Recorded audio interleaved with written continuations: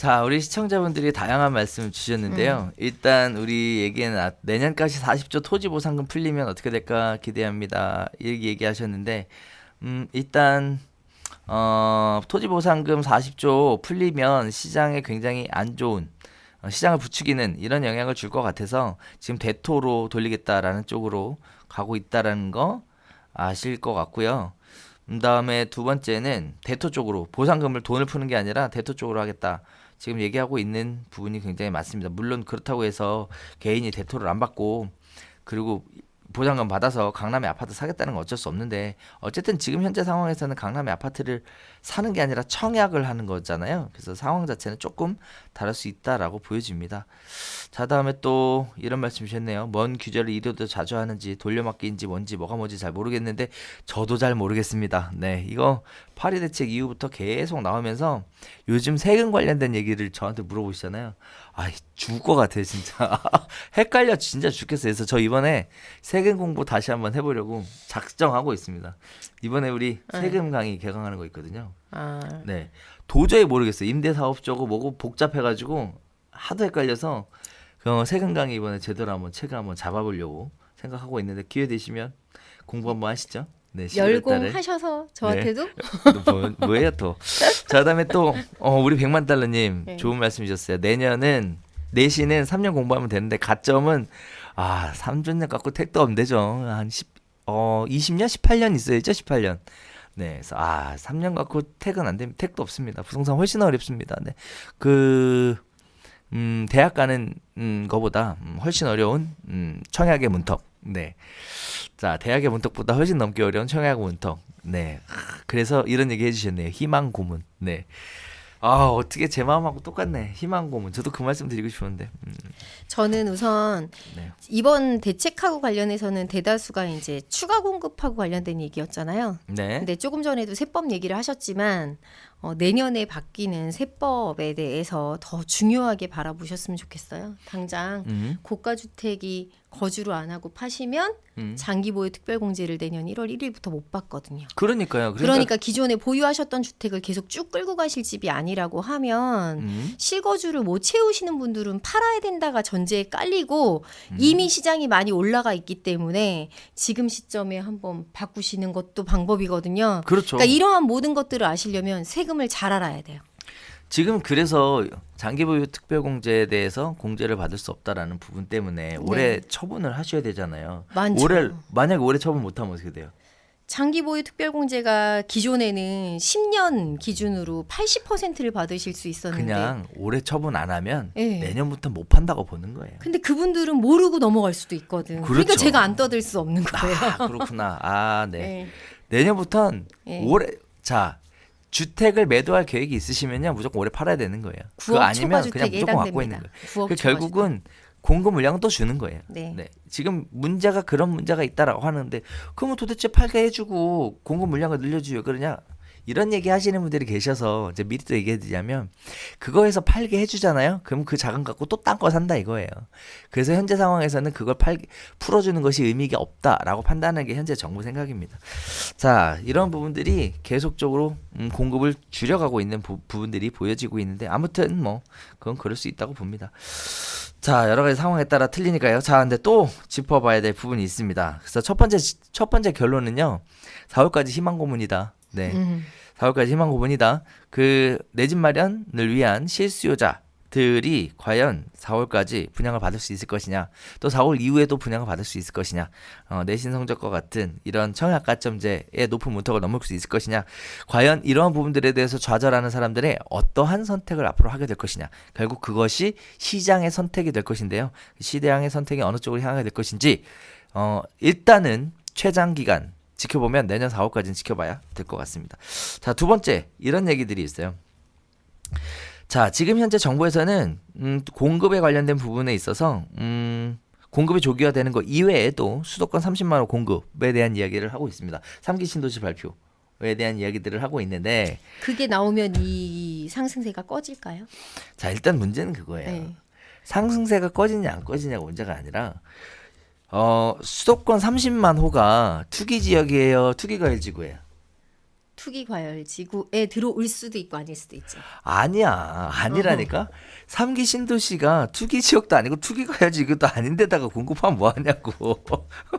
네, 물론 긴 데도 있어요. 근데 그래. 다 아니야. 음. 아니거든요. 그래서 뭐 의미 없는 지역들이 많습니다. 네. 뭐 개인적으로 디테일하게 얘기하기는 어렵지만 아무튼 수도권 30만 호 공급과 지금 현재 가격이 폭등하는 이유는 별개의 문제다. 별개의 전혀 문제다. 다른 얘기예요. 별개의 지금 문제다. 즉 예. 30만 호 공급이 부동산 가격을 안정화시키는 데 있어서 큰 도움이 될 전혀 거라고 다른 얘기예요. 보지 않는다. 않습니다. 그게 제가 드리고 싶은 얘기예요. 생각해 보세요. 이렇게 꼭지를 찍었어. 위에는 올라가고 있거든요. 근데 밑에다가 저 옆에다가 사이드에다가 낮은 거 공급한대요. 그럼 무슨 일이 생겨야 되냐면 주르륵 빠져 흘러나가야 되거든요. 모래성 무너지듯이 무너져야 되거든. 근데 안 나가는데 오히려 들어오려고 난리인데 그렇죠. 그 말이 안 되는 거거든요. 그래서 이런 부분들에 대해 수요 판단을 잘 하셔야 돼요. 다만 뭐 부동산 하시는 분들한테는 이런 지역이 기회죠. 어쨌든 전세 사시는 분들은 전세 사는 것보다 조금 멀더라도 내 집 마련해 볼 수 있는 기회를 가질 수 있으니까 그런 분들을 위해 이런 지역에 가셔서 부동산 하시는 것도 좋고 여기 규제 지역 아니거든요. 입주장도 하시고 뭐 하시면 네 좋을 것 같습니다. 물론 그 정부에서 분양가 상한제 적용과 관련돼서 그 다음에 또 5년 거주 의무 기간과 관련해서 지금 법을 개정하겠다. 그래서 이번에 진행되는 3기 신도시도 그 법의 적용을 받을 수도 있습니다. 5년 거주의 적용. 근데 그거는 또 지켜봐야지. 그렇게 할지 안 모르는 할지. 거예요. 왜? 지어놓고 안 치워주면 어떡할 건데. 자, 이것도 봐야 됩니다. 그렇게 좋은 지역만 있는 게 아니에요. 그래서 여러 가지들이 있지만 좋은 지역, 안 좋은 지역 다 나누어져 있어서요. 뭐 그런 부분들에 대해서는 한번 살펴봐야 되겠습니다.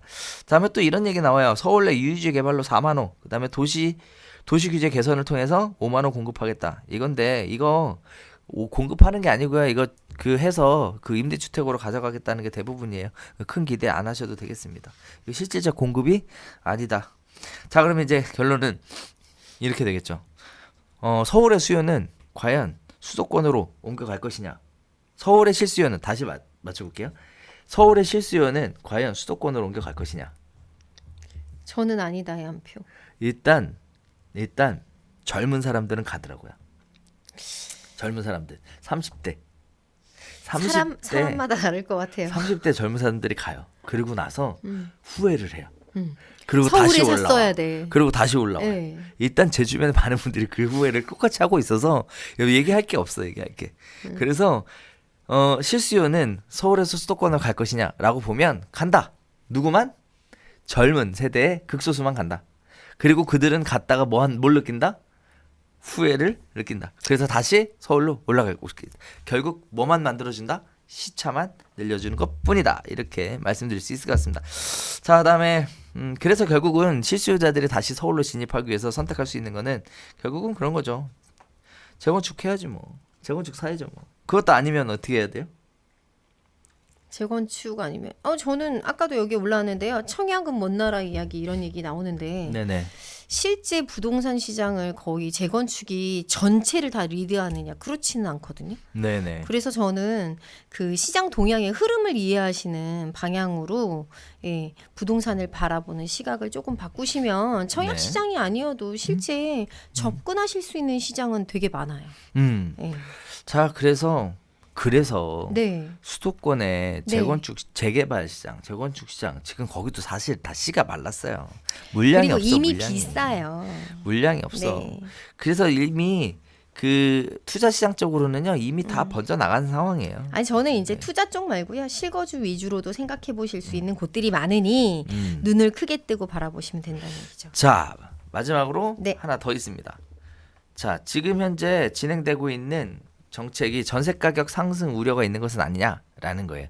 왜냐하면 청약을 대기하는 수요가 전세로 눌러 앉으면서 전세 가격이 지금 올라가고 있거든요.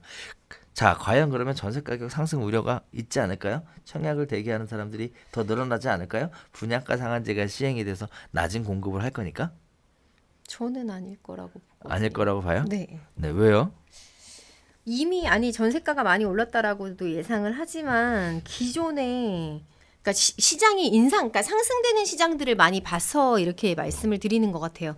이미 매매가는 많이 오르고 전세가는 안 움직이고 그대로 있거든요.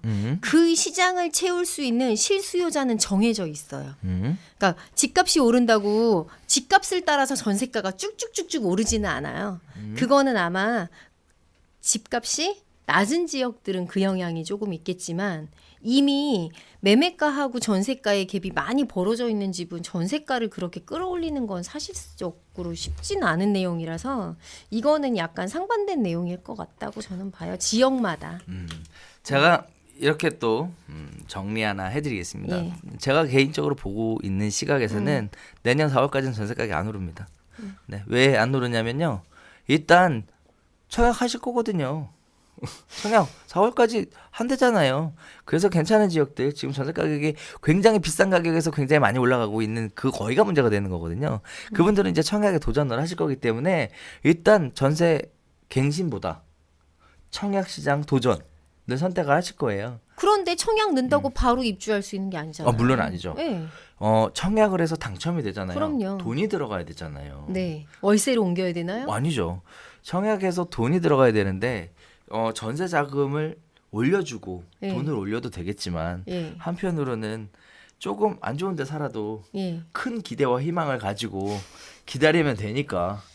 네. 그럴 수 있죠. 왜냐하면 워낙 당첨이 대출이 되면. 많지 않으니까 대출도 40%까지밖에 못 받으니까 그런 영향도 당연히 있긴 할 거예요. 그럼요. 예. 그렇게 될 거예요. 그런데 4월까지.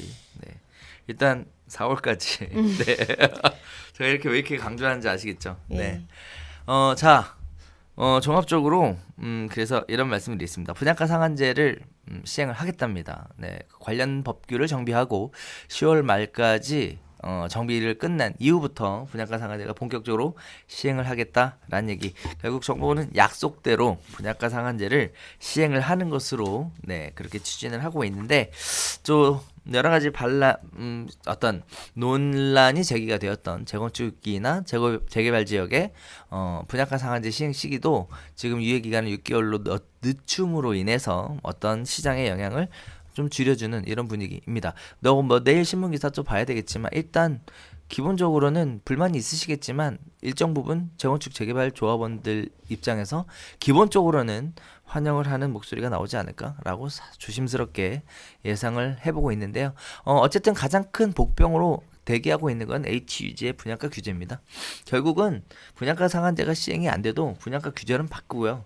4월까지 분양을 해야 되는 시간에 촉박하는 상황에서 HUG의 규제를 무시하고 진행할 수는 없는 상황이다. 무서운 거죠. 새롭게 즉 고분양가로 분양이 안 될 것이다 라고 보는 거고요. 이렇게 신규 분양 물량의 가격이 신규 아파트 가격을 잡으면 진짜 여러분이 생각하는 것처럼 신축 아파트 이미 지어진 신축 아파트의 가격도 잡힐 것이냐 라는 부분을 염두에 보셔야 되겠습니다. 저는 그걸 보시면 당장 몇 달 뒤에 시장이 어떻게 요동칠 건지에 대해서 미리 예측해 볼 수 있다라고 생각이 되고요. 나름대로 그냥 나름대로 예측하기에는 4월까지 안 갈 거다. 이 상황이 4월까지 안 갈 거다. 라는데 생각을 가지고 있습니다. 그리고 또 하나 그 서울 안에 있는 혹시라도 분양가 상한제를 피하려고 아니면은 뭐 적정한 분양가를 책정해서 분양을 했는데 미분양이 나온다. 미분양 나올 수 있거든요. 얼마 전에도 대출 안 돼서 뭐 계약 미계약 체결된 것들도 있었고 옛날에 뭐 서초동이나 뭐 다른 것들도 한참 미분양이 있어서 얼마 전에 한 2년 다 돼서 소진된 단지들이 있었거든요. 근데 보면은 걔네들이 의외로 또 급격하게 올라가고 뭐 이런 것들이 시간이 흐르면 원래 미분양 예. 끝나면 그래요. 예, 그러니까 그러한 시장들도 있기 때문에 시장을 굳이 단기적으로 보지 마시고 장기적 관점으로 보셔야지 되지 않나요? 단 장기적으로 보자는 얘기가 아니고요. 지금 이 대책의 실효성이 언제까지 4월까지 간다고요. 저는 그 이유를 말씀드리고 그 얘기를 싶은 한 거죠. 거예요. 이 대책이 이 대책의 시효 기간은 내년 4월까지. 네. 그리고 사실 시장이 어떻게 움직일 건가는 오늘부터 당분간은 관망. 자, 그다음에 이렇게 관망일 때 그동안 못 하신 일 좀 하시고요. 네, 그 공부도 할 것도 해 놓으시고요. 하셔야 되는 기간이에요. 자, 그다음에 첫 분양 물량이 나오고 입주자 모집 공고가 뜨고 거기에 따른 청약 경쟁률과 청약 가점이 그 다음에 향방을 좌우할 예측해 볼 것이다. 수 있는 아주 중요한 기준이 될 것이다. 자, 고날까지 열심히 한번 시장 동향에 대해서 살펴보시면 좋을 것 여기 같습니다. 질문이 아까 이후로 자, 다음에 조금 몇 개 더 올라와서 한번 보셔도 될 것 같아요. 지방에 계신 분들 네. 계시잖아요. 지금 이거는요. 분양가 상한제는 청약과 관련된 제도예요. 투자자들은 또 생각이 다를 수 있습니다. 그래서 개인적으로 볼 때는요, 투자자들의 셈법이 훨씬 더 빠르기 때문에 투자자들도 당분간은 관망세겠지만 투자자들이 생각할 때 이러한 정책의 효과가 없을 거다라고 생각하면 지속적으로 지방이나 수도권으로 퍼져 나갈 수 있습니다. 이 부분에 대한 것은 생각을 좀 하셔도 될 것 같습니다. 자, 또 여러 가지 얘기들을 주셨는데요. 일단 마무리 짓기 전에 보겠습니다. 전세가 상승의 한 표, 전세자금 대출 때문에 뭐 전세가가 충분히 올라갈 가능성이 있어요. 네, 있습니다.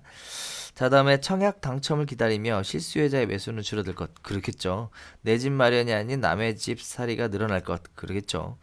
그러나 청약 당첨 계약금 자금 마련을 위해 전세보다 월세 또는 반세 쪽으로 눈 돌리는 수요가 많아질 것. 전세자금 대출 받을 거예요. 네, 정도로 정리될까요? 네, 전세자금 대출 받는 정도로 정리가 될 것 같습니다. 아직 전세자금 대출은 뭐 한 70%? 이 정도는 나오고 있으니까요. 네, 그래서 자금 부족한 거는요. 일단 계약금이 없는 사람은요. 일단 청약 못 해요. 못 하고요. 나중에 가서 중도금 대출로 갈 거고요. 그리고 또 중도금에 대해서 대출이 안 되잖아요, 지금. 묶여가지고. 그래서 대출이 안 되는 부분들은 전세자금에서 대출 받아서 납부를 하시게 될 거고요. 그리고 나중에 입주할 때 전세 빼고 나머지 잔금 치시고 그리고 나머지 추가 담보대출 받아서 입주하시는 경우가 일반적인 사례입니다. 그러나 대부분 다 어느 정도 자금 여력이 있는 분들이 관심을 갖고 있는 지역들이 서울 청약 지역이다 보니까 이런 부분들에 대한 것이 많은 사람들에게 혜택이 돌아가는 게 아니라 특수하게 준비되어 있는 일부 분들이죠. 내신 1등급에 네, 있는 네. 분들에게만 혜택이 이미 다 적용이 되는 준비되신 것이 아니라 예. 그런 거라서 한편으로는 시장에 실망을 주지 않을까라는 우려도 있습니다. 자, 어쨌든 이런 식으로 얘기를 쭉 정리를 해보면 될 것 같은데요. 자, 일단 지금 현재 시간으로 160분이나 와서 들어서 보고 계세요. 엄청나게 많이 네. 들어와 계신데 이거 좋네요. 지금 네, 바로 보면서 하실 수 있어서. 자, 일단 시간이 늦었습니다. 네, 저희도 갑작스럽게 준비를 해서 급하게 또 한번 진행을 해봤는데 시청자 여러분 어떠셨는지 모르겠습니다. 저희 얘기가 맞을 수도 있고 틀릴 수도 있고 또 한편으로는 어떤 분들이 싫어하는 이야기를 또 그렇게 빡빡 우기면서 했을 수도 있습니다. 하지만 모든 생각에는 각자의 자유가 있는 거고 또 법만 위반하지 않았다면 표현하는 것도 누군가에게 상처만 주지 않았다면 표현하는 것도 자유니까요. 한편으로 본인의 생각과 다르다고 하여 반박하기보다는 이런 식의 생각을 갖고 있는 사람도 있을 수 있겠구나라고 생각하시고 여유롭게 받아주시면 감사하겠고요. 역시 동시에 댓글 남겨주실 때도 다른 사람의 생각도 있을 수 있다라는 관점에서 여유롭게 마음의 여유를 가지시고 남겨주시면 저희가 방송 운영하는 데도 큰 힘이 될 것 같습니다. 자, 일단 긴급 진행해본 실시간 생방송. 네, 오늘 갑자기 발표된 대책 때문에 저도 깜짝 놀랐죠. 그러니까 네, 그리고 이게 일부 공급에 대한 내용들이 워낙 많다 보니까 나하고는 거리가 멀다라고 생각하시는 분들도 계실 거고요. 기존에 투자하셨던 분들은 어떠한 방향으로 이거를 해석해야 될지 그 부분에 조금 시야를 넓게 보셔야 기존에 갖고 계셨던 것들을 어떻게 진행하실지 아니면 또 신규로 진행하시는 것들을 어느 지역에 어떻게 가는 게 어느 시점에 갈 건지 뭐 여러 가지 생각을 하시게 될 것 같아요. 그 부분하고 관련해서는 앞으로 뭐 저희도 그렇고 추가 언론들이 많이 나올 거니까 많이 관심 두시고 정책을 부정하지 말고 받아들이면서 그거에 따른 또 다른 현명한 방법을 찾아가시는 그런 투자자 되시기를, 그런 실수요자 되시기를 바랍니다. 자, 그러면 저희가 준비한 네. 소식은 여기서 인사드리도록 하겠습니다. 다음에 저희가 또 방송할 때까지 그럼 네오비 TV 관심 가지고 지켜봐 주시면 감사하겠습니다. 자, 안녕히 계십시오.